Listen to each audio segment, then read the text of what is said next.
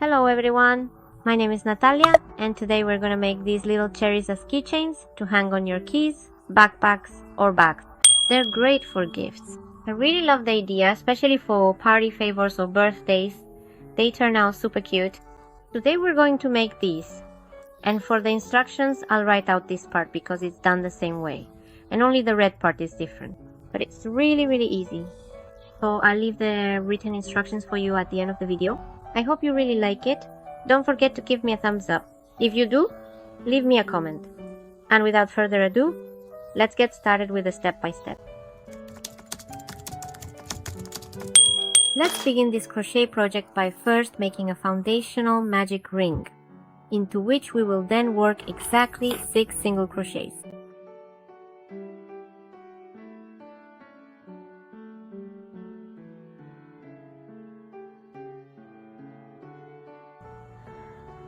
One, 2, 3, 4, 5, and 6. We will then close our ring. Following this, we are going to work in a spiral, so we will need a stitch marker to keep track of our progress. In row number 2, we're going to make 6 increases, so we'll have a total of 12 stitches. As we go, we'll hide this yarn tail. I have my first stitch and now we mark it. Right there I make the next stitch. This is precisely how I meticulously create each increase. First a single increase, then a second increase, and subsequently we will proceed to execute 4 additional increases specifically. 1, then 2, followed by 3, and finally 4 before smoothly transitioning into the commencement of round number 3. For this particular step, I am going to utilize this yarn tail, which serves a crucial purpose in securing the work or marking the beginning of the round. Now, as a marker, you can use the yarn tail or a stitch marker, whichever you prefer, for round number 3. We make 1 single crochet, mark it, and then an increase that will be the sequence. And we finish with 18 stitches. We repeat. 1 single crochet, 1 increase, 1 single crochet, 1 increase, and continue like this until you reach the marker. For round 4, we make 2 single crochets, mark the first one, then the second, and then an increase. Repeat this sequence and finish with 24 stitches. From rounds 5 to 7, make 1 single crochet in each stitch. Don't forget to always mark the first stitch. That way we won't lose our place. We will conclude this round 8, with a total of 24 stitches. To achieve this, we will proceed by making 2 single crochets. It is important to mark the very first one of these 2 single crochets, so that's 1, and then 2. Following these 2 single crochets, we will then perform a decrease stitch. Repeat that sequence. 2 single crochets, 1 decrease, 2 single crochets, 1 decrease. We finished with 18 stitches, girls. I just finished round 8 and I've already put in the eyes. These eyes are 5 millimeters in size. If you don't have them, you can embroider them on, or you can also just leave it as is without anything. Look, see, it still looks super cute, but I added them to give it a special touch. But if you leave it without anything, it also looks good. Now, let's count from the bottom. 1, 2, 3, 4, 5, 6, and 7, between the 6 and 7. Counting from the bottom, we place the eyes. And the distance between each eye is 1, 2, 3 stitches and half a stitch. But you can place them a little farther apart or closer together if you prefer. For round number 9, the sequence is 1 single crochet, mark it, and then a decrease. We finish with 12 stitches. Repeat that sequence. 1 stitch, 1 decrease, 1 stitch, and 1 decrease. Continue until you reach the marker. I've already finished off, and from here we pull, cut a fairly long strand to close it well, thread it onto a yarn needle, and as you can see, there are 12 stitches here. So in this particular step, we are going to meticulously work our way through all 12 of the designated stitches. It is crucial to remember that when we grab each stitch, we are specifically targeting and utilizing only the outer loop of that stitch, ensuring precision in our work. As we proceed, we will systematically count each stitch, starting with 1, then 2, then 3, then 4, and we will continue this sequential counting process until we have successfully reached the 12th and final stitch in the sequence. Now pull tight to close, make a knot, and hide the yarn inside.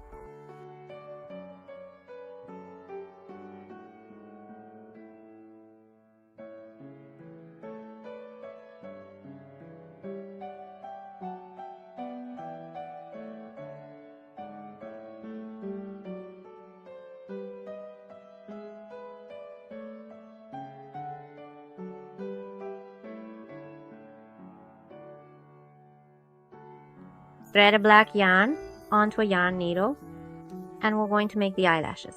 I insert the needle through any stitch back here.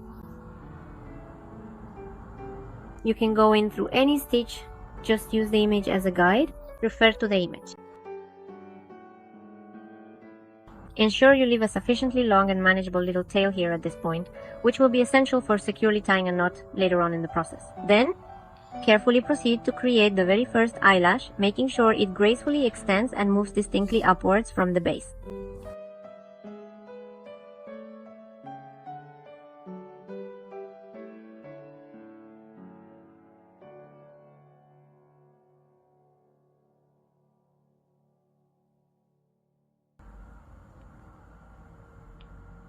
I will go to any stitch to see exactly how the very last bar looks, and that's how it turns out. I think it looks good. Now we do the other one the same way. And now with the same thread, we're gonna make the mouth.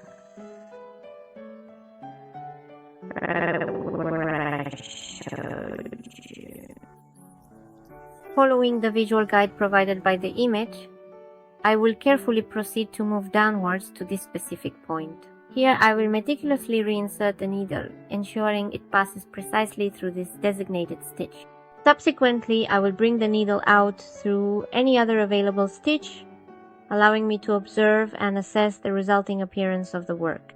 This detailed process ensures that each step is executed with precision, from the initial alignment with the image to the final evaluation of the stitch's placement and aesthetic outcome.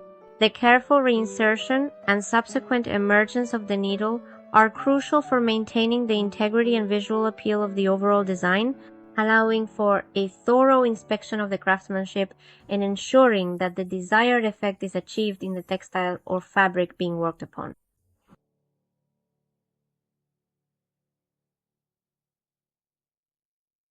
Alright, I think it looks good like this. If you want, you can go over it one more time. Now we go to where this thread is. Here we meticulously craft a secure and intricate knot, ensuring its stability and aesthetic appeal. Once the knot is perfectly formed, we carefully and discreetly conceal it deep within the luscious ripe cherry, making sure it is completely hidden from view and seamlessly integrated. This precise and delicate operation is crucial for the final presentation. Following this detailed procedure, it is imperative that you replicate this entire process, creating not just one, but two identical and equally flawless cherries, each with its own perfectly hidden knot, to fulfill the requirements of this task. Now we're going to do this part here. We're going to make a slip knot. When you make the slip knot, leave this part long. Alright, we'll get to know that. Next, for the cherry, I'm going to make 40 chains. I have 1, 2, 3, 4, 5, 6, and so on until I reach 40 chains. Cut a fairly long strand, and from here we pull it, thread it onto a yarn needle, and we're going to insert it here, wrap it around several times, and secure it well. We do this with one cherry and then on this side with the other one. So what I meticulously undertook was to carefully navigate to any designated point on the material, specifically somewhere positioned directly underneath the initial starting location. From there, I deliberately guided the thread or material back out, ensuring it emerged precisely through the central axis or middle section. Upon achieving this, the crucial next step involved the careful formation of a secure and robust knot right at this juncture, ensuring it was tightly cinched. Following the successful creation of this initial knot, I then proceeded to reinsert the material back into the structure. It is imperative to continue this process until you have visually confirmed and are absolutely certain that the connection is exceptionally secure and firmly established. Once you have reached this point of undeniable stability and confidence in the knot's integrity, you are then at liberty to carefully and precisely trim any excess material. As a preparatory measure, I have already diligently completed the formation of 2 such secure knots in this manner. Now, the subsequent and equally important step is to replicate this exact detailed procedure with the remaining piece or section, ensuring consistency and identical results for all connections. We're going to start making the leaf, and I recommend you pause the video as you go so we can do it together. Together, I have meticulously crafted a total of 22 individual chains, and now I will proceed to work into the 3rd chain, specifically 1, 2, and 3. I am going to go in there and I'm going to make a half double crochet stitch. Alright? Right there, that's exactly where I want it to be. I have 2 half double crochets, counting the one from the chains and the one I just made. I am now going to proceed with making 2 double crochets, first one, and then I will subsequently make the other one right after it.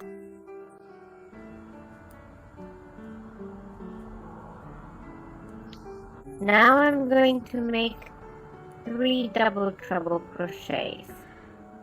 Yarn over twice, pull through 2, pull through 2, and pull through 2, and I just have the last one left to do.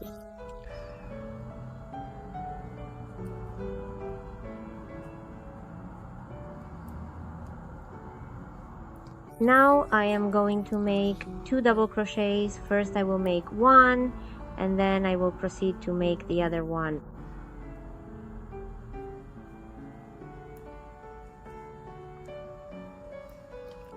Now I'm going to make 3 single crochets. 1, 2, and now with careful precision I make 2 double crochets. I have successfully completed one, and now with equal care the second. Moving on, I am now going to meticulously create 3 double treble crochets. I have skillfully completed the first, then the second, and finally the 3rd double treble crochet is now perfectly formed. To conclude this section, I am now going to make 2 more double crochets, ensuring they are consistent with the previous ones. I have completed one, and now the final 2nd double crochet is also finished. Now I am going to carefully make a half double crochet stitch, and then in the very last stitch of this row, I am going to meticulously make 3 individual stitches to complete this section. Half double crochets together on 2 and 3.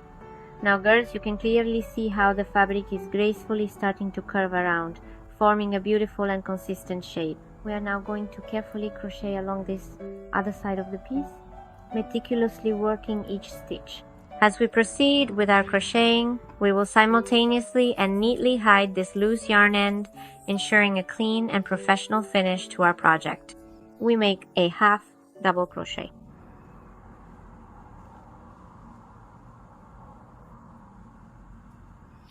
Now 2 double crochets.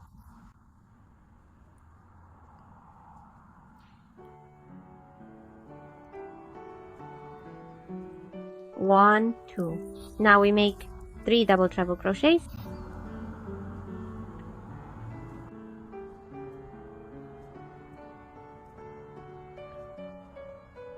We are now going to meticulously count the initial 3 fundamental integers in sequence. First, we have the number 1, followed by the number 2, and finally we conclude with the number 3, completing our numerical progression. Now I make 2 double crochets.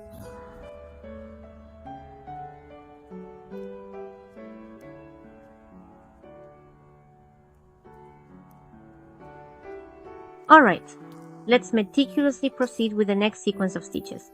First, I am now meticulously crafting 3 individual single crochets. Observe closely as I execute the first single crochet, then the second, and finally the third single crochet, each one formed with precision and care. Following this, my attention shifts to creating 2 distinct double crochets. I am now initiating the first double crochet, carefully looping the yarn and pulling through, and then I will proceed to form the second double crochet, ensuring consistency in tension and stitch definition.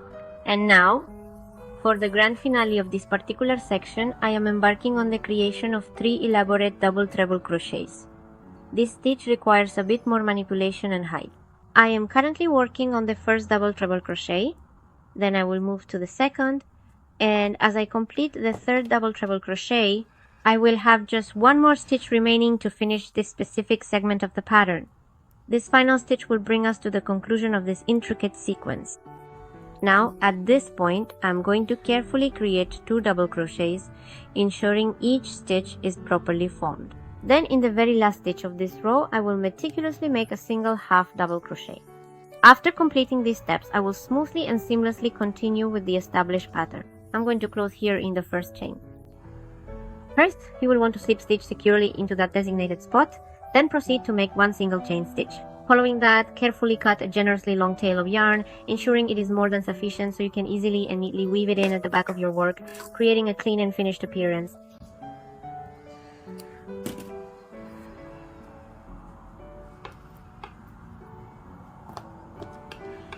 If you've already woven this one in, you can cut it, and if not, weave it in with a tapestry needle.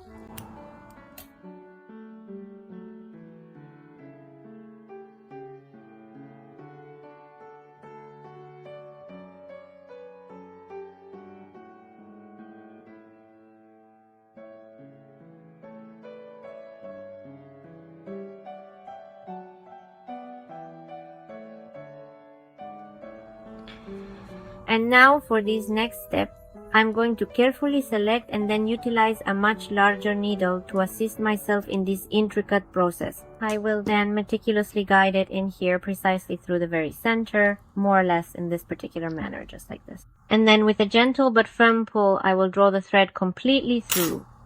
This is precisely how these beautiful creations ultimately turn out. They truly look incredibly super cute and absolutely charming. If you are interested in making these other wonderful ones, you make this green part the same way, and I'll leave the instructions for this part here. Read in here so you can make it. It's super easy. I hope you really enjoyed the video. It's a very simple, very easy video, but the cherries turn out beautiful and you can make them in any color you like.